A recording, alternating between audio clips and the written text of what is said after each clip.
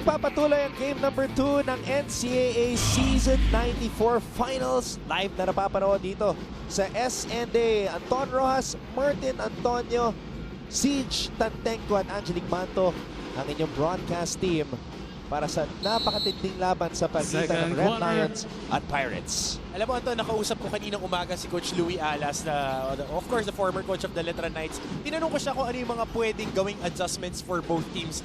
Sinabi ni Coach Louie, one of the key parts for San Beda to win this championship is to shorten their rotation. Dahil umaabot sa 12 ang rotation ni Coach Boyet. Ngayon, nakikita natin, ilan pa lang ginagamit niya? 6 dito sa kanyang, check that, 7 sa kanyang rotation dito sa first and second quarter natin. Antabayanan natin yan. And for LPU, na talagang basagin yung zone defense ng San Beda.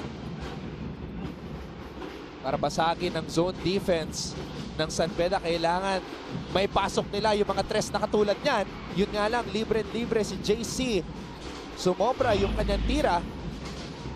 Ibibigay ng zone defense. That's what they want you to do. They want you to fall in love with a 3-point shot. They want you to be lazy on attacking dahil libre yung mga spots na yun. Ngayon naman si Franz Abuda ang tumira mula sa labas. A steal here by last year's Rookie of the Year, JC Marcelino. Ginamitan ng katawan si Robert Bolick. How about that shoulder to the rib area of Robert Bolick? Wala ka na magagawa doon. If you try to move forward, you would be called for an automatic foul. Hindi masusukat ang tibay ng puso nitong si JC Marcelino. CJ Perez. Nakuha ang bola. CJ Perez. Binigay dito kay JC. At sumabit ang depensa. Akala ko maabot pa ni CJ yun eh. Ni JC. Sa pagbato ni CJ Perez ng bola. Look at this steal right here. Mula kay JC Marcelino. 5'9 lamang itong si JC. Pero nagawa niya ng paraan para protekta ng bola sa ating Vivo V11 perfect shot. And Anton, balikan natin yung mga stats natin ng Game 1. Turnover points, kalahati lang yung nakitala ng LPU compared to their season average of 18.9. And sa fast breaks, hindi rin sila gaano nakatakbo. And this is a good sign for Coach Topex and his crew na nakakuha ng stop and tumataas yung pace natin, mas bumibilis in favor of their game plan. Ngayon naman, balikan muna natin si Angelic Manto ng LPU.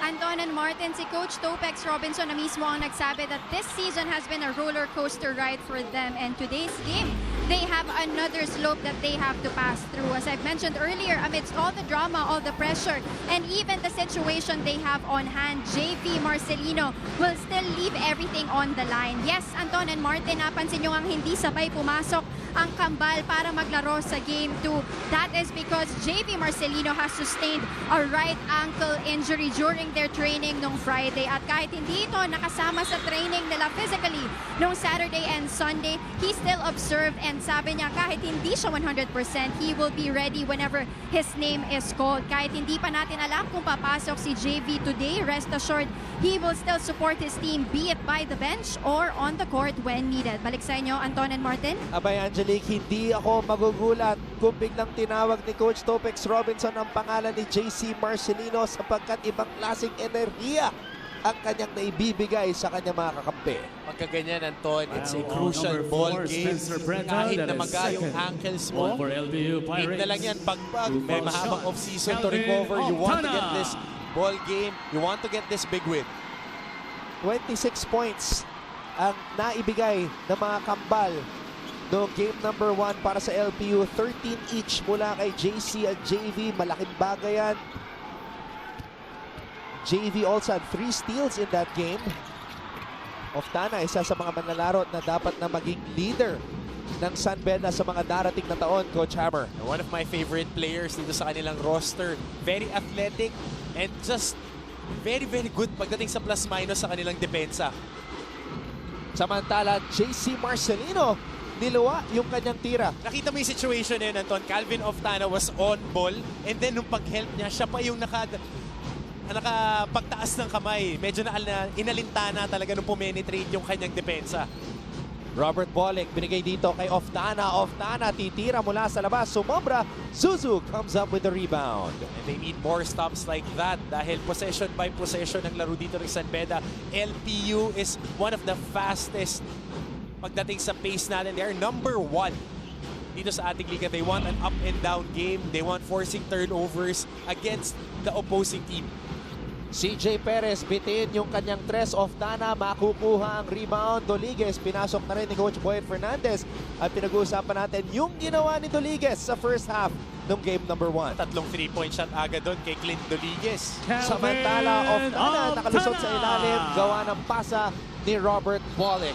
And those are the things that you want to eliminate. Substitution, Pagdating Renzel Young dito sa coming kapunan in for ng LPU, MJ yung mga Ayay. forward pass, mga unforced errors. Ayaw na ayaw mong nakikita yon dahil sa tempo natin ngayon, tagilid ka na. Dahil mabagal ang laro ng San Beda. They are dead last when it comes to pace, pro-style offense, and you want to make those turnovers and make the possessions count. Doliguez, binigay dito ang bola kay Bolick. Soberano, ball swing, napunta dito kay Ofdana. Hindi pumasok ang tira. JC Marcelino, dinedepensa ni Bolick. Cross-court pass. Spencer Preta mula sa labas. Steph Curry range. Yun yung inaantay kong sabihin mo. At etong si Spencer Preta ang magiging key player for this ball game. Siya lang ang legit 3-point shooter ng kanilang koponan. And once he hit those 3-point shots, mas magkakaroon ng puwang para penetrate itong kanyang mga slashers.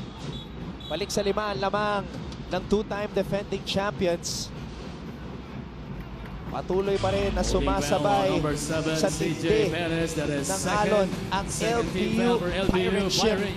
Spencer Preta, it doesn't matter from where he launches that three from, he will let it fly without hesitation. Ako gagamitin ko dyan, Chico Lanete at Gary David Range. Yan, mga alumni nilang nakatutok ngayon. Of course, wanting and wishing the LPU Pirates to win their first championship. Oftana, nasungkit ang rebound pero naagaw ito ni CJ Perez. Ang problema, pinasa sa kalaban. Doliguez mula sa labas. Ayan na naman! Ayan na naman! Si Clint Doliguez! And 3 3-point shots in the first half si Clint Doliguez. Opportunistic, hindi pumupwersa ng mga tira niya. Just does about the business of playing defense and getting those free shots. Young, masyadong malakas yung kanyang floater. At babagalan muna ni Robert Bolick ang takbo ng kanilang opensa. Zone defense pinapakita ng LPU Pirates. Bolick, binigay dito kay Doliguez. Doliguez, pinasa kay Robert. Robert, pinalik dito kay Ofdana. And just playing behind the gap of that zone. Laging may espasyo dyan. On the low wing area, behind the zone, or on the elbows para sa big guys. Calvin Oftana, nagkaroon ng defensive scramble. And Robert Bolick, the gifted passer that he is, talagang inanalyze lang yung play and dropping it at the last moment. Tignan natin dito number 7, yung play CJ Perez. na pinag-uusapan mo. Robert Bolick, hinahanap ang kanyang mga kakampi. Timeout, The San Beda King Red Lions. Lion leading the way para sa two-time defending champions. He already has 8 assists in this game.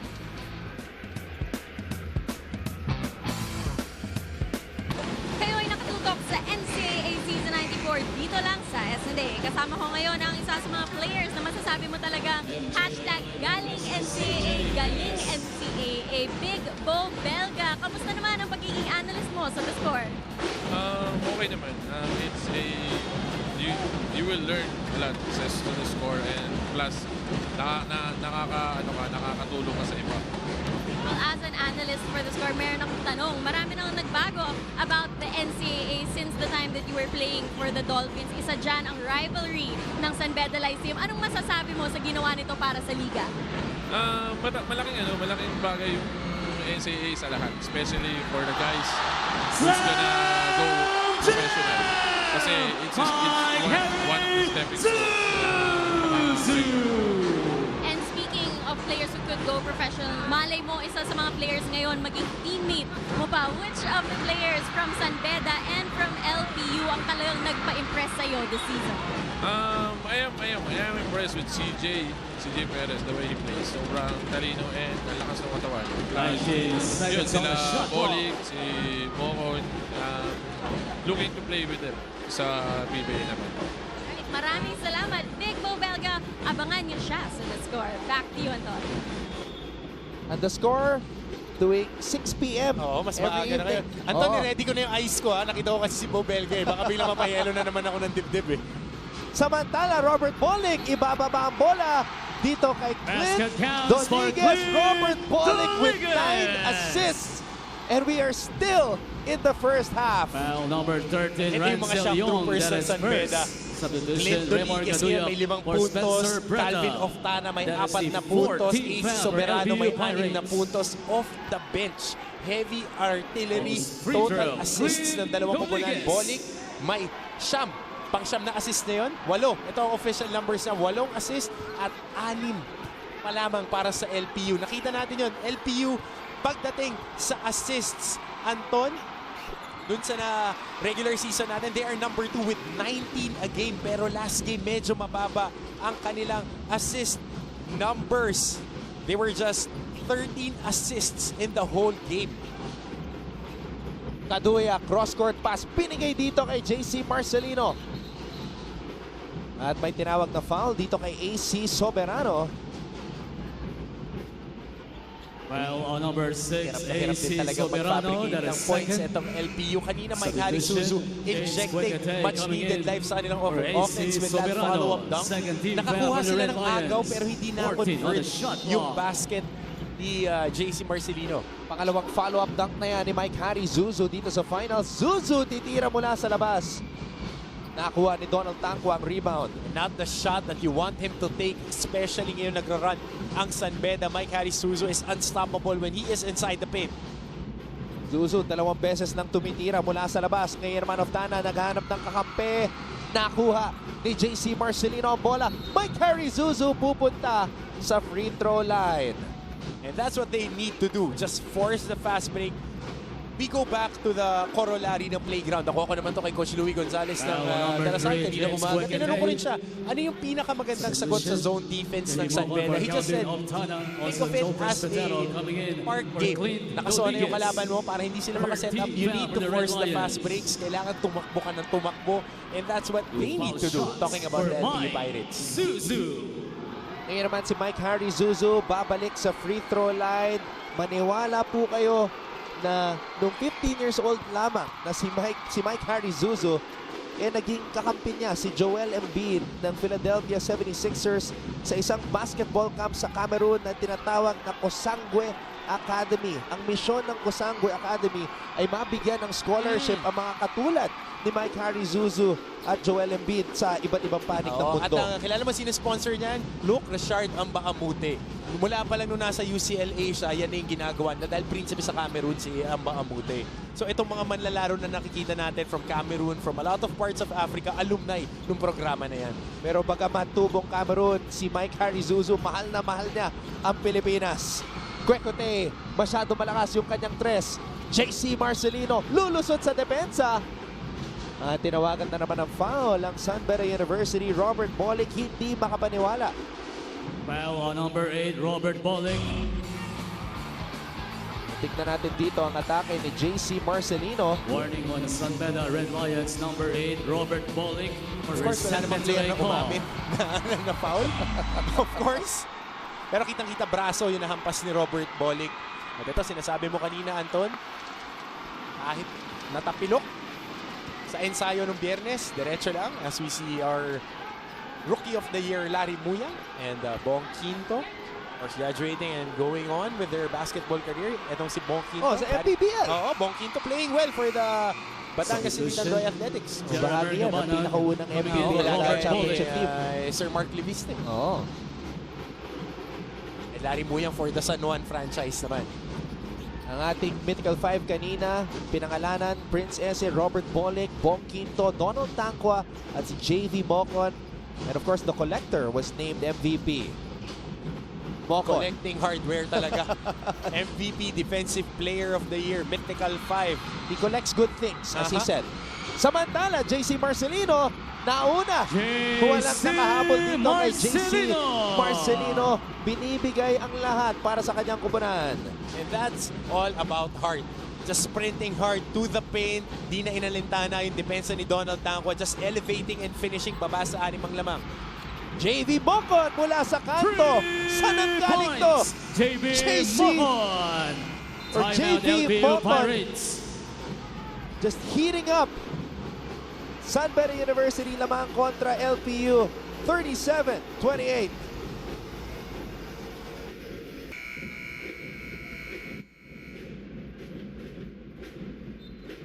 Mas mahigit sa 19,000 fans ang nanood noong opening day ng NCAA Season 94. O ang aking kaibigan na si Paulo Laurel. Dito. Siyempre, isa sa mga pinakamalaking supporters at bahagi rin ng organisasyon ng Lyceum of the Philippines University. Nakatutok ngayon. And of course, Paulo Laurel, the executive assistant Yes. to the president of the LPU program. And his fiancée, Kina. 2 minutes. Magaling din si Paulo kumanta. Karaoke king yan. Parang ikaw. Parang ikaw. Mas magaling sa akin yun. Yan. Samantala, Jeremer Cabanag binababa ang bola kontra kay Jeric Serrano, isa rin sa mga graduating players ng LPU. Cabanag, bitin yung kanyang tira, Ayaay nakuha ang rebound at may foul na tinawag dito kay Joe Presbitero. Ito si Jeremy Foul on Cabanag, number Anton, isa sa 13, mga Joe solid Presbitero players off the penalty. bench. That's the first It's just foul of the Joe Moxie is there. Presbitero. Pero ito season average ni JV Mocon from Substitution, 3 Robert is Bolick coming back 32%, in for around 1 James out of 3 Wekete. shots na shoot niya. Pero today, 3 out of 4. 75% from 3. MJ Ayay. Pwede na ba nating sabihin pro-ready? Alam mo, Coach Hammer, low-key itong si JV Mocon papasok dito sa labang ito. Naka-23 3 puntos na ngayong season si JV Mocon. That's actually more threes made than AC Soberano and just 5 threes behind Robert Bolick. Very low-key nga. Very low-key, di ba? Hindi natin napansin na gano'n nakaraming na ipasok the na amount of tres. shots that he takes din from that area dahil na kumo-collapse nga yung depensa kay Donald Tanco and sa penetrations ni Robert Bolick. Pero ito na, LPU shot the most free throws nung ating regular season during the eliminations with 443, but they have the lowest check that free throw percentage sa ating liga at 62.5%. Tangkwa trying to save that basketball. Nakuha ni Mike Harizuzu ang bola. Ayaay. And Cabanag comes up with the loose ball. Hinahanap si Bolick. Bolick nakatawid ng half court. Bolick atake. Dire-diretso sa basket.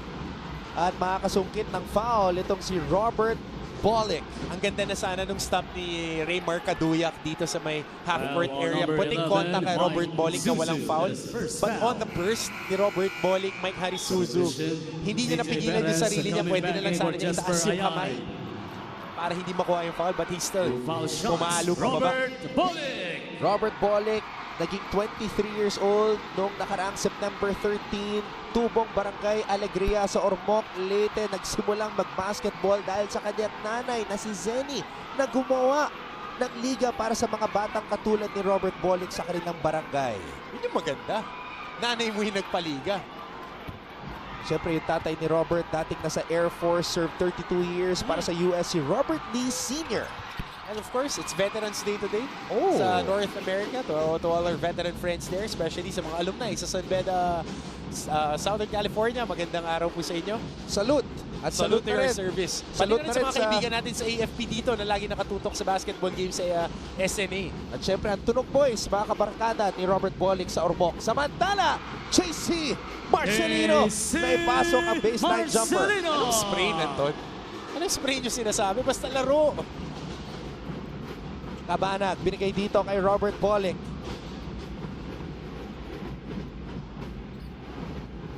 Presbitero. 8 segundo, natitira sa shot clock, fade away. Cabanag, nakuha ang bola. At mananatili ito sa panig ng mga bidista. Coming off the bench, impactful possessions ang mga nakukuha nila. Well, From number their bench 16, Raymar players, Gaduya, just that is quality third. Substitution, players Izzy ang Soberano coming nagagaling in for din Joe kasi dito sa Presbitero. bench ng MJ San Beda. Ayay coming in for Raymar Gaduya.